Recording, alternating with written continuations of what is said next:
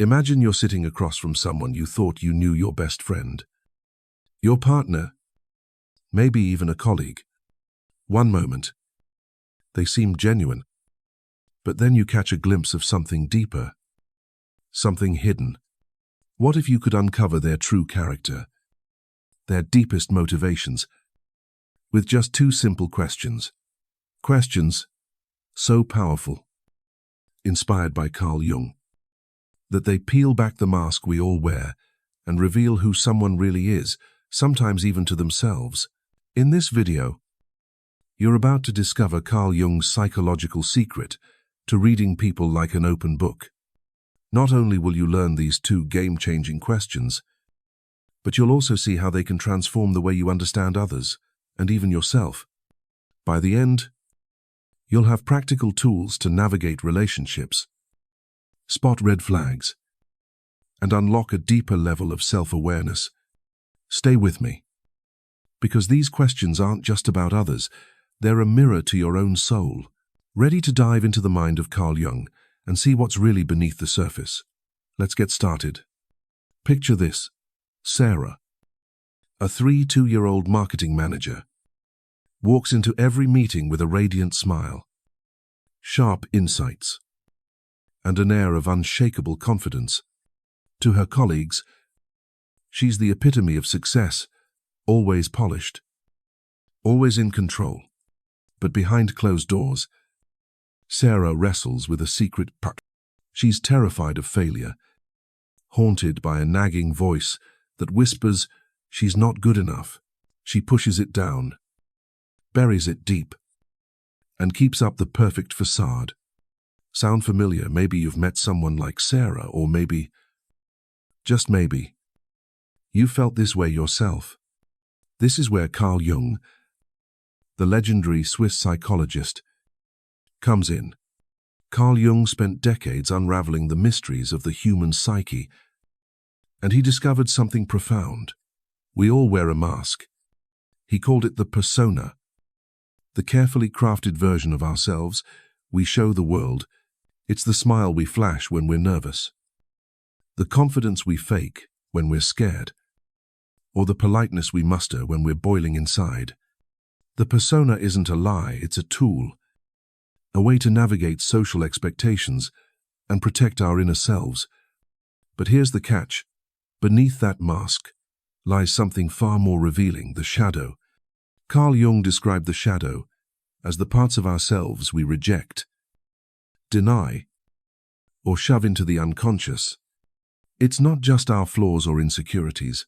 The shadow holds everything we've decided doesn't fit our image, our suppressed anger, our hidden fears, even our untapped creativity or buried passions. For Sarah, her shadow is that fear of failure, the vulnerability she refuses to acknowledge. Instead, she projects an image of perfection, but at a cost. The more she hides her shadow, the more it controls her from behind the scenes. Carl Jung believed that understanding the interplay between the persona and the shadow is the key to unlocking who we really are and who others are. Most of us go through life unaware of our shadow, letting it shape our reactions, our judgments, and even our relationships without ever realizing it. Have you ever snapped at someone for no reason, only to wonder why you got so upset, or judged someone harshly, only to later realize you share the same trait? That's your shadow talking. Let's dive deeper with Sarah's story. At work, Sarah can't stand her colleague, Mike. He's always late, missed deadlines, and seems to coast through life without a care. To Sarah, he's the definition of lazy, and it drives her up the wall.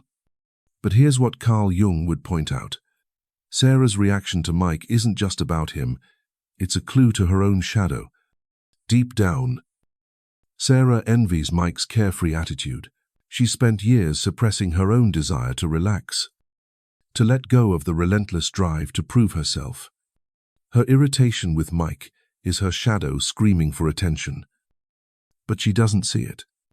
Instead, She doubles down on her persona, working harder to prove she's nothing like him. This is what Carl Jung called projection. When we reject parts of ourselves, we unconsciously see those traits in others, and we judge them for it. The louder we criticize someone, the more likely it's a sign of something we've buried in ourselves. Think about it. What kind of person gets under your skin? The know-it-all who interrupts every conversation, the colleague who never takes accountability. Carl Jung would say those reactions are a mirror, reflecting parts of you that you've pushed away. But here's where it gets fascinating. The shadow isn't just a repository of negative traits. Carl Jung discovered it also holds our untapped potential. Maybe you've suppressed your creativity because you were told it's impractical. Maybe you've buried your ambition because you didn't want to seem selfish.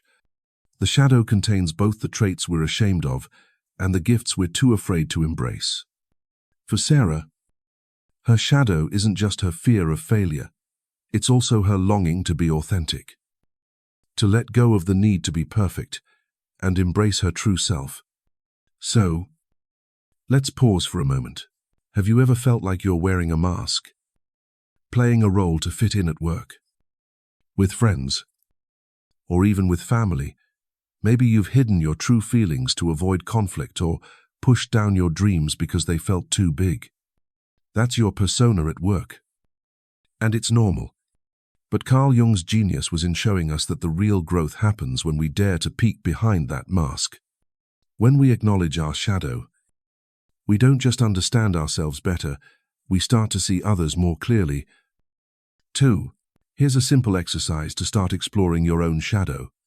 Think of someone who irritates you, someone who really pushes your buttons. Write down the trait that bothers you most about them. Is it their arrogance, their neediness, their dishonesty now? Here's the hard part. Ask yourself, where might this trait live in me? Even just a little. It's not about guilt or shame, it's about curiosity. Carl Jung believed that recognizing our shadow is the first step to becoming whole, what he called individuation. The journey to your authentic self. Transition to the next chapter. Now that we've uncovered the hidden dance between the persona and the shadow, you're ready to learn the first of Carl Jung's 2 powerful questions. This question will help you see straight through someone's persona to the shadow beneath, and it might just reveal something surprising about yourself. 2. Stay with me as we dive into the first question that unlocks the truth about anyone's character. Imagine you're at a coffee shop, catching up with a friend. The conversation is light, but something's off. They mention someone they work with, a guy who's always bragging about his accomplishments. Your friend rolls their eyes, saying, "I can't stand people like that. They're so full of themselves." You nod, but then you pause. What if that reaction is telling you more about your friend than the coworker they're complaining about? This is where Carl Jung's first question comes, in a question so deceptively simple it can cut through the noise and reveal someone's true character.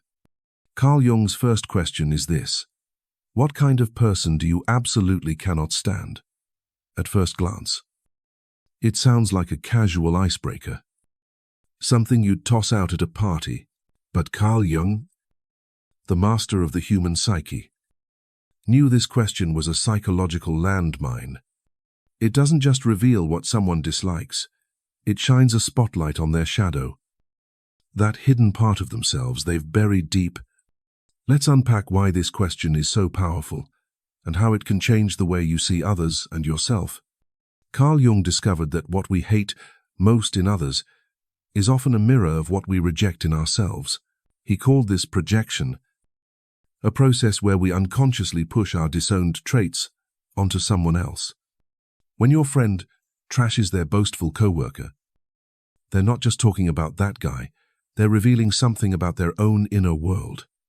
Maybe they're insecure about their own achievements. Or maybe they've suppressed their own need for recognition. The stronger their reaction, the closer you're getting to their shadow. Let's bring this to life with a story. Meet John, a 40-year-old software engineer who prides himself on his work ethic He's the guy who's always at the office early, double-checking every detail, making sure everything's perfect. But there's one person who drives John up the wall, his teammate. Lisa. Lisa's always late to meetings, submits her work at the last minute, and seems to skate by without a care. To John, she's the poster child for laziness. And he can't stop complaining about her. People like that just don't belong in a professional environment. He says, his voice dripping with frustration. But here's what Carl Jung would ask John: why does Lisa bother you so much? If John were honest, he might admit that Lisa's carefree attitude hits a nerve because it reminds him of something he's buried. Deep down, John envies her ability to let go, to not be chained to perfectionism. He spent years suppressing his own desire to relax, to take a break, because he believes that's weak. His irritation with Lisa isn't really about her. It's about the part of himself he's rejected. Carl Jung would say, John's projecting his shadow onto Lisa, and that's why her behavior feels like a personal attack. This is where the magic of Carl Jung's first question lies. When someone answers it, they're not just telling you about the people they dislike. They're handing you a roadmap to their psychological blind spots. The traits they can't stand are often the ones they've disowned in themselves. And the more emotional they get, whether it's anger, disgust, or exasperation, the clearer it becomes that you've hit a nerve. Carl Jung put it best: everything that irritates us about others can lead us to an understanding of ourselves. Let's try this out. Think of someone in your life who drives you crazy. Maybe it's a friend who's always playing the victim, blaming everyone else for their problems, or a coworker who's ruthlessly ambitious, stepping over others to get ahead. Now, ask yourself, what does my reaction say about me? If you can't stand the victim mentality, maybe you've suppressed your own feelings of vulnerability, afraid to admit when you need help. If ambition makes your skin crawl, maybe you've buried your own drive to succeed because it felt too selfish. This isn't about judging yourself, it's about getting curious. Carl Jung believed that recognizing these projections is the first step to understanding who you really are. But here's where it gets even more interesting. The shadow isn't just about negative traits. Carl Jung discovered that it also holds the positive qualities we've rejected. Let's go back to John. His disdain for Lisa's laziness might also point to a hidden strength he's afraid to embrace, like the ability to prioritize his well-being over work. Maybe John's been conditioned to believe that rest is a sign of failure, so he's pushed that part of himself into the shadow. When he sees Lisa living so freely, it stirs up both envy and resentment. Carl Jung would say that Lisa's not just a trigger, she's a teacher, showing John what he needs to reclaim in himself. Now, let's flip the script. This question isn't just for reading others, it's a tool for self-discovery. Try answering it yourself. Who's the kind of person you absolutely can't stand? Is it the loud, attention-seeking type, the passive-aggressive manipulator, the chronically disorganized mess? Whatever you pick, Carl Jung would urge you to look deeper. That trait you hate might be a clue to something you've hidden from yourself, maybe a fear, a désir, or even a talent you've never let shine. The shadow doesn't just hold your weaknesses, it holds your untapped potential. 2. Here's a practical way to use this question in your life. Next time you're talking to someone, a friend, a family member, or even a stranger, ask them, what kind of person do you just can't stand? Then listen carefully. Don't just hear their words. Watch their tone, their body language, their energy. If they get heated, if their voice rises, or their eyes narrow, you're likely brushing up against their shadow. For example, if someone says they hate arrogant, know-it-alls, Carl Jung would suggest they might be wrestling with their own need to feel competent or in control. If they despise needy people, they might be denying their own need for connection. But be careful how you use this insight. Carl Jung warned that seeing someone's shadow gives you power not to manipulate, but to understand. Using this question to judge or control others is what he called psychological poison. Instead, use it to build empathy. When you see someone's shadow, you're seeing their humanity, the parts they're afraid to show the world. And when you recognize that, you can connect with them on a deeper, more authentic level. Let's wrap this up with a challenge. Over the next week, pay attention to the people who irritate you. Write down what bothers you about them. And then ask yourself, where does this trait live in me? Don't shy away from the discomfort. Carl Jung believed that facing your shadow is the gateway to individuation, the process of becoming your true, whole self. By asking this question of others and yourself, you're not just uncovering hidden truths, you're taking the first step toward a more authentic life. Now, we've seen how the first question reveals the shadow through projection. But Carl Jung's second question takes things even deeper, exposing how someone handles one of the most vulnerable parts of being human being wrong. Stay with me as we dive into the next question, one that will show you how people's true character shines or crumbles when their ego is put to the test. Let's set the scene. You're at a family dinner, and your cousin Emma is passionately arguing her point about a recent decision at work. She's convinced she's right. Her voice is loud. Hier gestures confident. But then someone points out a flaw in her logic, and the room goes quiet. Emma doubles down, deflecting blame and insisting she's still right. Ever been in a moment like that? Or maybe you've been Emma, so sure of yourself until the truth hits. And suddenly, you're scrambling to save face. This is where Carl Jung's second question comes in. A question that doesn't just reveal someone's character, but exposes how they handle one of life's toughest challenges, being wrong. Carl Jung's second question is, tell me about a time when you were absolutely certain you were right, but it turned out you were wrong. It sounds straightforward, but don't be fooled. This question is a psychological scalpel, cutting through the layers of someone's ego to reveal their true maturity.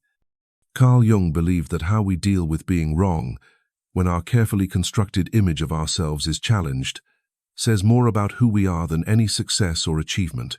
Let's dive into why this question is so revealing and how it can transform the way you see others and yourself. Carl Jung discovered that being wrong threatens what he called the ego ideal, the version of ourselves we hold up as competent, smart, and in control. When that image cracks, most of us scramble to protect it.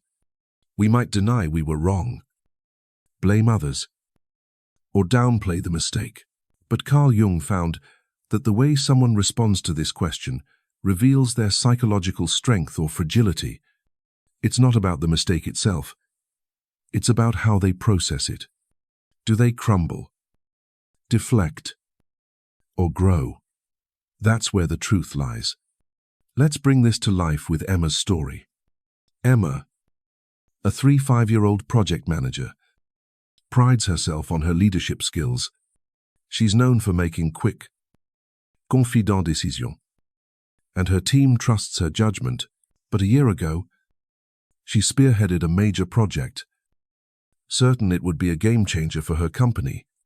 She ignored warnings from her team, convinced they were just being cautious, when the project failed spectacularly, costing the company thousands. Emma's world shook. At first, she blamed her team, claiming they didn't execute her vision properly. But deep down, she knew she'd misjudged the situation. Here's where Carl Jung's insight kicks in. When you ask someone to share a time they were wrong, their response reveals how they handle their ego, ideal being challenged. Carl Jung identified several defense mechanisms people use to protect themselves: denial. I wasn't really wrong. Things just changed. Rationalization. It made sense at the time. Projection. It was someone else's fault. Or minimization. It wasn't a big deal anyway. Emma's initial reaction was projection. She blamed her team to shield her self-image. But what makes Emma's story compelling is what happened next. After weeks of defensiveness, Emma took a hard look at herself. She admitted her mistake to her team, apologized, and asked for feedback on how to avoid similar errors. This wasn't easy. It meant facing her fear of looking incompetent. But Carl Jung would say, Emma showed psychological maturity by doing what he called holding the tension of opposites. She accepted her mistake without letting it destroy her sense of self. This ability to sit with discomfort, to embrace fallibility without collapsing, is what Carl Jung saw as a hallmark of a strong character. Now, let's make this personal. Think about a time you were certain you were right, only to realize you were wrong. Maybe you argued with a friend over something trivial, or you made a decision at work that backfired. How did you react? Did you dig in your heels, deflect blame, or brush it off? Or did you pause, reflect, and learn something about yourself? Carl Jung believed that people who can face their mistakes with curiosity rather than defensiveness are on the path to individuation, the process of becoming their authentic selves. It's not about being perfect, it's about being real. Here's why this question is so powerful. When you ask someone to share a moment they were wrong, you're not just asking for a story, you're testing their relationship with their own fallibility. Carl Jung found that people's responses fall into patterns. Some can't recall a single time they were wrong, which Carl Jung called psychological inflation, an ego so rigid it can't tolerate imperfection. Others immediately blame external factors, revealing an external locus of control, where they see life as something that happens to them, not through them. But the rare ones, the integrated ones, can share a story of being wrong with honesty. Even humor. They've learned to see mistakes as opportunities, not threats. Let's try this in action. Imagine you ask a coworker this question during a lunch break. They laugh nervously and say, "Oh, I don't know. I'm usually pretty spot on." That's a red flag. Carl Jung would say they're likely in denial, clinging to an inflated ego that can't admit fault. Or maybe they share a story but quickly shift to blaming someone else. "I thought the client was on board, but they totally misled me." That's projection at work, dodging responsibility. But if they share a genuine story, maybe chuckling as they admit, "I was so sure, but I totally missed the mark," you're likely talking to someone with psychological depth, someone who's done the work of integrating their flaws. This question isn't just for reading others, it's a mirror for you. 2. Try answering it yourself. When was the last time you were wrong? Maybe you were sure your friend was ghosting you, only to learn they were going through a tough time. Or you pushed for a plan at work that flopped. How did you handle it? Did you feel your ego sting? Or did you see it as a chance to grow? Carl Jung's insight here is profound. Your vision becomes clear when you look into your heart. Admitting you're wrong doesn't make you weak. It makes you whole. Here's a practical way to use this question. Next time you're in a conversation, whether it's with a friend, a partner, or even your boss, ask them to share a time they were wrong. Watch how they respond. Do they get defensive, change the subject, or laugh it off? Their reaction will tell you more about their character than years of casual observation. And when you answer the question yourself, be honest. Notice if you're tempted to sugarcoat or deflect. That's your ego talking. Carl Jung would encourage you to lean into the discomfort, because that's where growth happens. But there's a deeper layer to this. Carl Jung believed that facing our fallibility isn't just about personal growth, it's about building better relationships. When you can admit your mistakes, you create space for others to do the same. Emma's story didn't end with her failure. By owning her mistake, she earned her team's respect and fostered a culture of honesty. Carl Jung would say this is the power of integration when you accept both your strengths and your flaws. You invite others to be authentic. 2. As we wrap up this chapter, here's a challenge for you. Over the next few days, ask yourself Carl Jung's second question. Reflect on a time you were wrong, and write down how you reacted. Then, try asking someone else, maybe a close friend or family member. Notice their response, and notice your own judgments. Are you quick to criticize their defensiveness, or can you see it as a reflection of your own struggles? Carl Jung's genius was in showing us that every interaction is a chance to learn not just about others, but about ourselves. We've now explored how Carl Jung's second question reveals the strength of someone's character through their relationship with being wrong. Up next, we'll tie it all together with practical ways to use both questions in your life and uncover the red flags to watch out for when someone's answers reveal more than they intend. Stay with me as we dive into the final chapter. You've now got 2 powerful questions in your toolkit. Straight from the mind of Carl Jung, questions that can peel back the layers of someone's persona and reveal their true character. But knowing the questions is only half the game. The real magic happens when you put them to use in your everyday life. Whether it's deepening your relationships, navigating tricky work dynamics, or even helping your kids grow. And just as importantly, you need to know the warning signs to watch for when someone's answers raise red flags. Let's dive into how to apply these questions practically and spot the signals that reveal more than someone might intend. First, let's talk about using these questions in real life. Picture yourself at a team meeting at work. Tensions are high because a project is behind schedule, and everyone's pointing fingers. You decide to try Carl Jung's first question. What kind of person do you absolutely cannot stand your colleague? Mark immediately says, I can't deal with people who micromanage. They're suffocating. His tone is sharp, his jaw tight. Thanks to Carl Jung, you know this isn't just about his boss's management style. It's a clue to Mark's shadow. Maybe he's suppressing his own need for control, projecting it onto others. Instead of judging him, you use this insight to approach him with empathy, asking questions that help him reflect rather than escalate the conflict. The result, a more productive conversation and a stronger working relationship. Now, imagine using the second question with a close friend.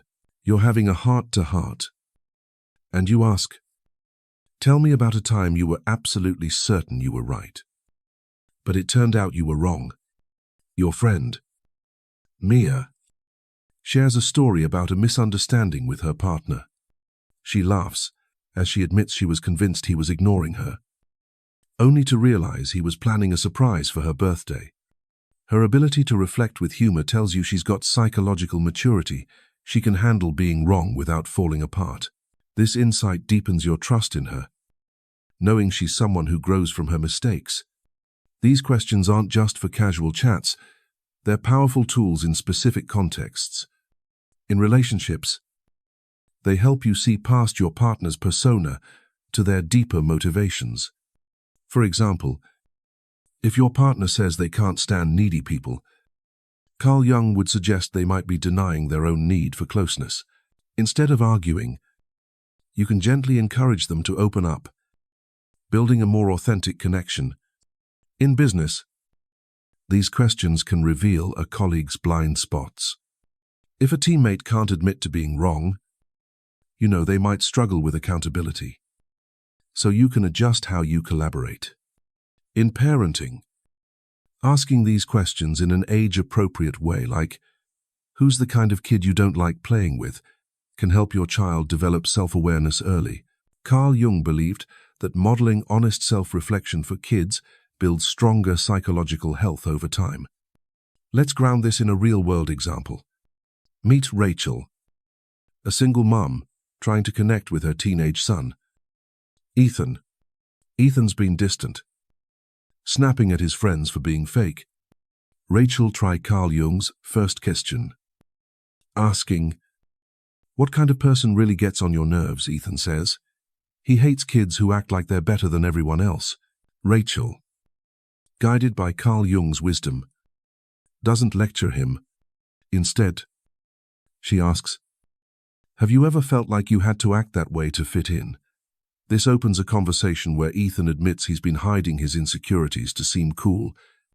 By using Carl Jung's question, Rachel helps Ethan confront his shadow, strengthening their bond and helping him grow. But here's where you need to tread carefully. Carl Jung discovered that not everyone's answers are as open or reflective as Mia's or Ethan's. Some responses signal deeper, psychological issues, what Carl Jung called red flags. These are warning signs that someone might be struggling with their shadow or ego in ways that could affect your relationship with them. Let's break down the 4 key red flags Carl Jung identified when you ask these questions. Red flag 1. Projecting onto specific groups. If someone answers the first question by blaming an entire group like a political party, gender, or profession, Carl Jung would say, this is psychological splitting. Healthy people see negative traits across all kinds of individuals, but those who pin their irritation on one specific group are avoiding their own shadow. For example, if someone says, I can't stand all those corporate types, it might indicate they're projecting their own suppressed ambition or fear of authority. This kind of rigid thinking can signal deeper issues. So, proceed with caution. Red flag 2.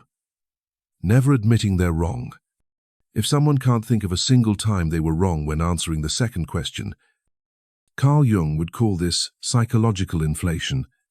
Their ego is so rigid that admitting fault feels like a threat to their entire identity. This could mean they're out of touch with reality, which can lead to conflicts or even major life crises. If you're dealing with someone like this, set clear boundaries to protect yourself. Red flag 3. Dramatic shifts in energy. Pay attention to how someone's tone or body language changes when they answer. If they go from calm to angry or defensive, especially when talking about what they hate, Carl Jung would say, you've hit a shadow complex. The more intense the shift, the more repressed material you've uncovered. This doesn't mean they're a bad person, but it suggests they're wrestling with something they haven't faced. Red flag 4. Aggressive deflection.